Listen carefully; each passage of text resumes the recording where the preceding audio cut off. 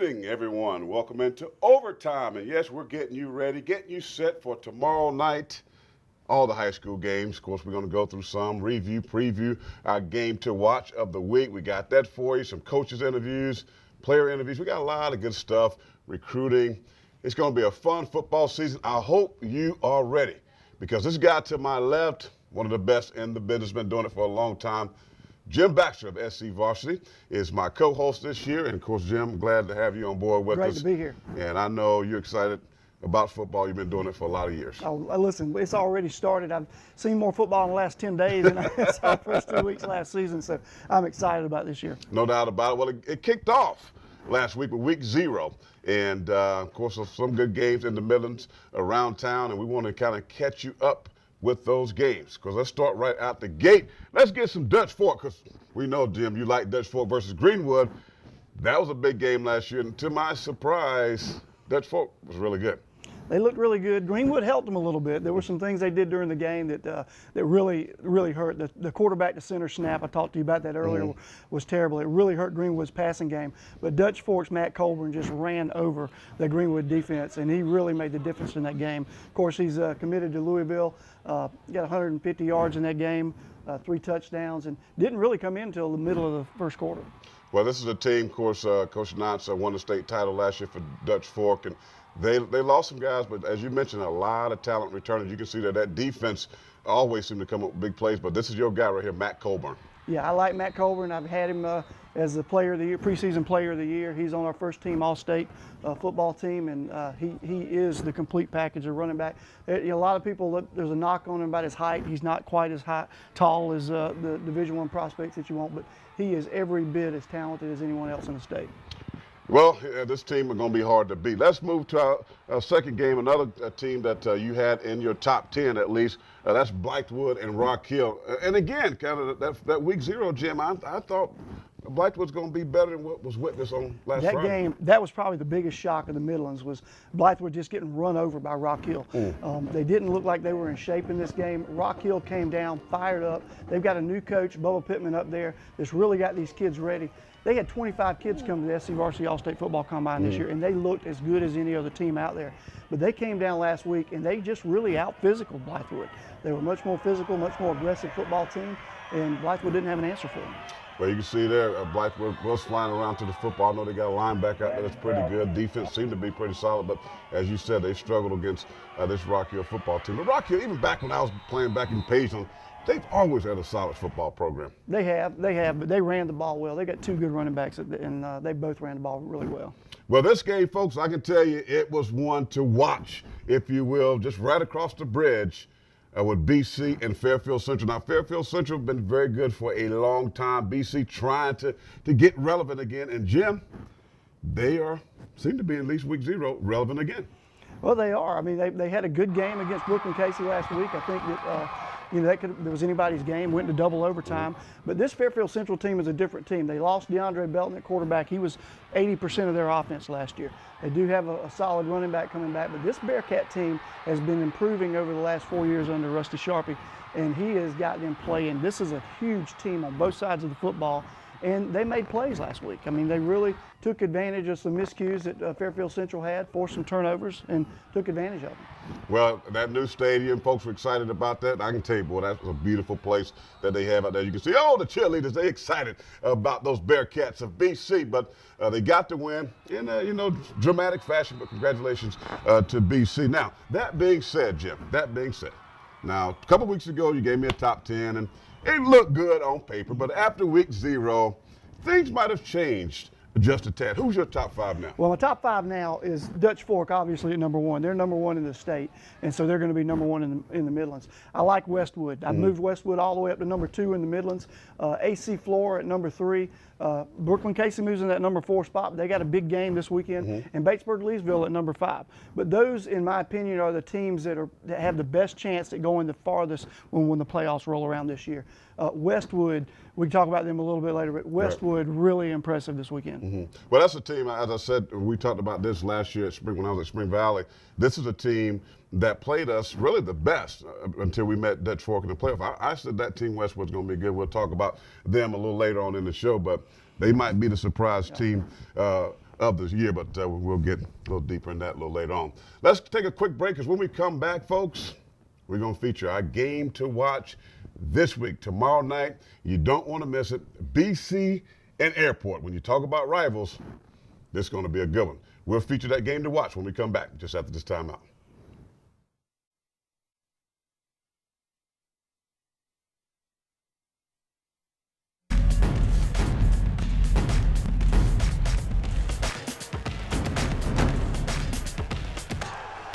Welcome back to Overtime. Yes, high school football coverage at its best. I'm Corey Miller, the pastor of Payne, alongside my man, SC Varsity's very own Jim Baxter. And now it's time, Jim, to get to our game to watch this week. Of course, we talked about BC and the highlights in the first segment there, but tomorrow night, big rivalry. BC and Airport. I like to call it cross the bridge, if you will, cross-town rivalry, and it's been going on for a long time. Talk about it. I know you've been a part of this game, so it should be a big one tomorrow night. It's going to be big. It's a rivalry game. Obviously, Airport was a school that spawned off of Brooklyn Casey many years ago. Airport kind of owns this rivalry. They've beaten BC. They gotten the better of them a lot of times, but BC's turned the corner, I think. I think there's a changing of the guard, and I think that this is going to be a very good football game. BC's 1-0 after a big game last week. Airport didn't play last week in week 0, and so they're kind of untested in game situation. And I think that it's going to be a good game. I think BC is going to have to play well at quarterback, but I think they can control the line of scrimmage, and I think that could be the difference in this game. Well, I went to both practices on yesterday just to get a feel of these teams. You can see right there BC, and they have some good players. Shockingly, this team, the size, they've had a good offseason because they look like those guys been lifting some weights, Jim. They've been working hard, and you're right. They're very big in the trenches. Their offensive line, they got guys 6'4" all the way across the line. They got a couple of shorter guards, but big on offense and defense. Well, when I looked at Airport, again, I told you earlier, they looked apart, they look good. They're going to be that team that look good getting off the bus, but you can see there Dijon, or Day-Day as they like to call him, Amaker. He's a guy that's really good last week. We'll talk about him a little later, but this should be a big-time game. And in that new stadium, I expect it to be a packed house. Now, you mentioned Airport not playing last week. They scrimmaged Greenville. BC's been battle-tested. Will this hurt them? This first game? I don't think it's going to hurt. I think that I think Airport's got a very good football team. They're really good in the skill players. They got a running back, Jonathan Earl, that I really like. They have been rotating 3 quarterbacks in the preseason. I don't know what Coach Burnett's planning on doing, whether he's going to go with the returner K.D. Jackson at quarterback, but they've got Josh Tucker that they can also play at quarterback, and they've got Brett Burnett, a sophomore, who's actually Coach Burnett's son. Right. Is a pretty good player as well. So may see 3 quarterbacks in there. I don't know. Well, I got a chance to catch up with the coaches, and let's go to BC, cross the bridge. Rusty Sharpia, who's get things done. Here's what he had to say about the big rivalry. Well, your second week, you got your crosstown rivalry, so to speak, and just talk about what that means for your program and school and how big of a game that is. Well, it's a big game for us, Corey. As you know, Airport is about 5 miles from here. Most of these kids have known each other since they were in elementary school, and Airport has sort of owned this series for a while. We did get one of them last year and felt like we should have got the last one, but we didn't do it. It should be a good game, and it should come down to the very end. Well, we'll see if it's going to come down to the very end. Went across the bridge myself, watched practice, and Kirk Burnett, who I've known a long time, good guy, good coach, been doing it for a long time, and of course he hasn't played yet, but he knows he's going to be battle tested by BC. Here's what he had to say. Well, your first game is against across town, so to speak, rival BC. You had a big win last week. Yeah, very strong team up front. Got a lot of good skilled guys. Opened their stadium in great fashion last week against a good Fairfield Central team. Beat them in double overtime, so they're very excited, and our rivalry's heating up. How difficult is it for you, though, to not have a game last week? I know you guys scrimmaged up in Greenville, but kind of bypassing the week 0. I'll tell you that Friday about 10:30. Right now, I'm glad we didn't play week 0. Gave us an extra few more days to prepare. BC is very familiar with us, and we're familiar with them. They do have that one game underneath their belt, but I also like a few more days to prepare for it. Well, Jim, you heard from both coaches right there. 2 really, really good coaches. How do you see this game breaking down? I think that, like I said, it's going to be a very good game. I think that Brooklyn Casey's got the edge in the trenches. I like teams that can control the line of scrimmage. Airport's very skilled in the skill positions, though. But it's at BC. They're fired up. They're coming off of a big win last week. As long as they don't have a letdown and Coach Sharpie can keep them focused, which I don't think's hard in a rival game, I think BC's got the edge in this game. When you talk about big-time players, we talked about the trenches and what BC's doing. They had a good offseason, but the guy that they got to watch out is for Day. I like that name. Day Amaker is a guy. He's a big play guy. And Coach is telling me he's not the best practice player, but he's a guy when the lights come on, the lights shine on him. He's a playmaker. You know, Dejan Amaker, he's a 6'1", 175-pound receiver. I saw him, I had a chance to see him this past spring at the SC Varsity All-State Football Combine, and he didn't really put up great numbers, but what he's got, Corey, is he's got stride length speed, so when he gets in full stride after the catch, he's hard to run down, and he makes plays. I mean, he just goes out and makes big plays. Last week, when they needed big plays against Fairfield Central, he was the guy that did it. But he's not the only playmaker on the team, and that's what is concerning the Airport right now, is that there's other guys that can take Dejan's place if they wind up shutting him down. Well, we'll see. We'll talk more about, excuse me, give me that right camera right there. We'll talk more about Day Amaker because maybe he's our player of the week. We'll let you know. Matt Coburn had a great game as well. We'll let you know that. That's coming up in the next segment, plus the cheerleaders and bands of the week. We'll feature that just after this break. Stay tuned. Be back in a moment.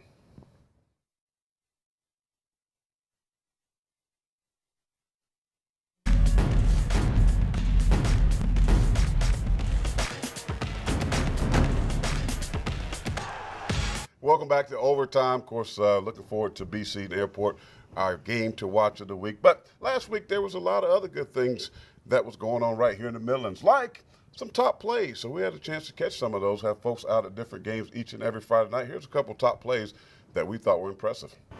Mr. J.S. Leapart of Gilbert, one of the top running backs in the Midlands. You can see him here taking this to the house. Great event over there at River Bluff High School this weekend. Now, that Bluff place is nice. Boy, a lot of great stadiums right here in the Midlands. Well, of course, we want to show love to everybody, not just the folks playing on Friday night. And, of course, we like to feature the cheerleaders and the folks that get people all excited and, you know, they motivate. They don't get enough love. And cheerleaders like to be known as athletes as well. So here's our cheerleaders of the week.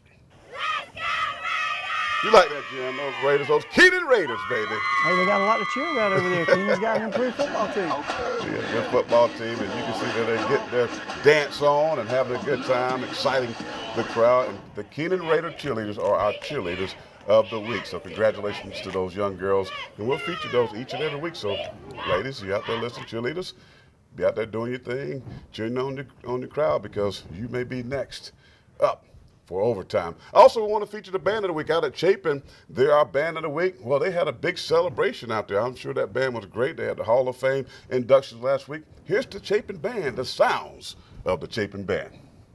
Eagle fans, it's now time to welcome to the field your Chapin High School Pride of the Midlands Marching Band.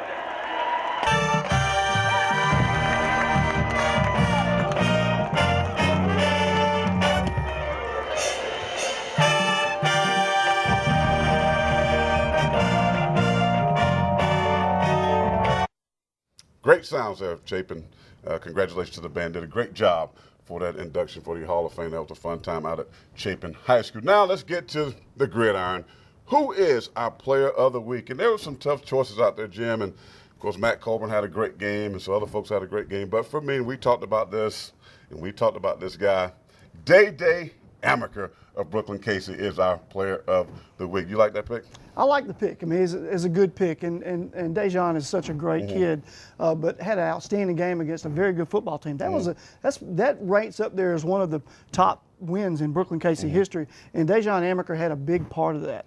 Scored 3 touchdowns, 6'1", 175 pounds. Like I said, he's a playmaker. I like watching this kid play, and he's going to do a lot of good things for Brooklyn Casey. He's a guy that opposing defenses are going to have to game plan for. No doubt about it, and I had a chance to catch up with him on yesterday at practice. Here's Dejan. He had 3 touchdowns, 2 receiving, 1 rushing. Just talk about your skill set, your ability. What do you bring to the table, actually? I bring hype to the game. When I score a touchdown, the defense come out, do great, and then the offense come out and score another touchdown. Last question, your big rival coming in this week, Airport. I know you guys been struggling with them as of late, but talk about what this game means to you guys. Everything. Just try to blow them out. Defense. Try to get the ball back and score up the point. Well, he brings height to the game. I like that. He's a guy of height, and they're going to try to blow out Airport. Jim, now, there are some other games in the Midlands. Of course, BC Airport is our big game to watch of the week, but there's some other crucial games happening in the Midlands. Yeah, there's some games involving Midlands teams all around the state. Lexington's going up to West Side. That's one of those games that you're going to look at, and there's a lot of emotion in that. Former Lexington coach Scott Early's taking over West Side. They're off to a great start. Chapin at Mid Carolina. You look at this game, you think Chapin should run over these guys. Mid Carolina's had a tough couple of years, but I saw them in the preseason. This is an improved football team. Swansea at AC Flora, two very good 3A football teams in the Midlands area. Swansea's going over and taking over probably the most talented roster in all of the Midlands in AC Flora. They've got at least 3 guys that are going to be Division I prospects on that roster. And then Gilbert at River Bluff. River Bluff struggled this past weekend against Westwood, and I think that Gilbert's going to give them a handful with their offense. They got a good running quarterback, dual threat quarterback in Nick Hendricks. Of course, Zacchaeus Leapart you saw earlier, running back. And but River Bluff will hopefully have their quarterback this week, and their quarterback back this week, and he didn't play in that Westwood game, so that'll make a difference. West Side at Lexington. Did you say Scott Early? I mean, that's going to be a strange matchup. Was the head coach at Lexington, now he's at West Side, so we're definitely going to be looking at that. Speaking of players, when we come back, this guy, SC Varsity Jim Baxter, we're going to talk a little bit of recruiting. We got that, plus your forecast, what's going to be like at the big game on tomorrow night, BC at Airport. Our own Henry Rothenberg will check in with him after the break. Stay tuned. More overtime coming up in just a moment.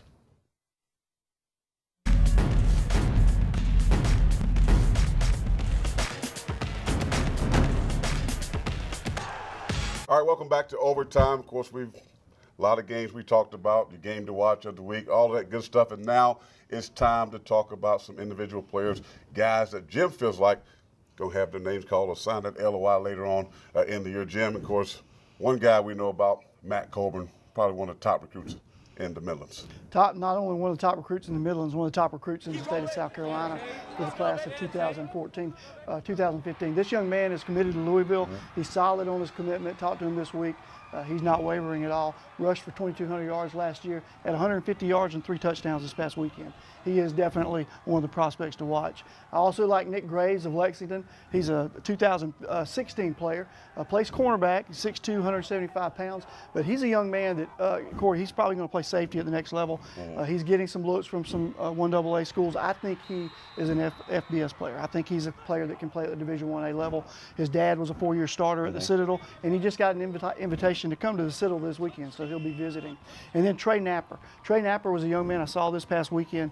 He transferred to Cardinal Newman from Ridgeview back in the spring. Rushed for about 1,800 yards last year as a Ridgeview running back, and he is going to make a major difference in that Cardinal Newman offense. 5'10", 175 pounds, great vision, speed burst, protects the ball well. He's one to watch. Good stuff. A lot of guys in the Midlands to watch. We're going to feature recruits each and every week. Well, BC Airport, big game. Our game to watch of the week at that brand new stadium. And, of course, I know you need to know what the weather's going to be like, what you need to dress like. So, that being said, let's toss it to our pretty boy weather guy, our chief meteorologist, Henry Rothenberg. Henry, what's the weather like? Calling me pretty boy, just jealous that I'm varsity, Corey, and you're still JV. Here's what we're looking at, folks. Tomorrow, when you're getting off work before you head to the high school games, hopefully you're going to check out that new beautiful stadium over at Brooklyn Casey. We are looking at dry conditions, a few passing clouds here and there. Now, as we roll through game time and then after the game, we'll start to see those clouds breaking up. Temperatures, though, a little bit warmer, a little more humidity out there. Thank you very much. Southerly wind flow that's returning. It's going to be a light east-southeasterly wind, so wind will not be a factor during the game. Airport at Brooklyn Casey, that new gorgeous stadium again, 92 at that 7:30 kick. Again, temperatures falling into the 80s. We will have a few of those clouds passing through, but again, the clouds will break. We'll look for a star-filled sky as we go through the game, guys. So all in all, weather, the main thing you need to know, keep the players hydrated, and for the fans, head down to the concession stand, get some water as well so you can stay hydrated. A little bit warmer than days past. Well, hopefully those players are hydrating all week. You can't wait the day of the game to try to drink water. Finally, Jim, of course, tomorrow night they're going to kick it off BC Airport. 2 great coaches in this ball game. A lot of really good football players. Who you got? I'm going to go with Brooklyn Casey in this game. I think that they're bigger in the trenches. They're a very physical football team. They're coming off a big win over Fairfield Central. I think that's really going to be the key, is whether or not Coach Sharpie can keep them focused on this game. This could be a letdown for them, you know, one of those letdown weeks coming off a big win. But I like Brooklyn Casey in this matchup. All right, hey, there's a guy. I'm going to stay neutral on this one. Well, folks, that's going to do it for the show. Make sure you tune us in each and every Thursday night in the overtime, ready to watch Fox News at 10. Jim and I will be right here with your game to watch Players of the Week. So make sure you're doing your thing on Friday night. Until then, we'll see you next week.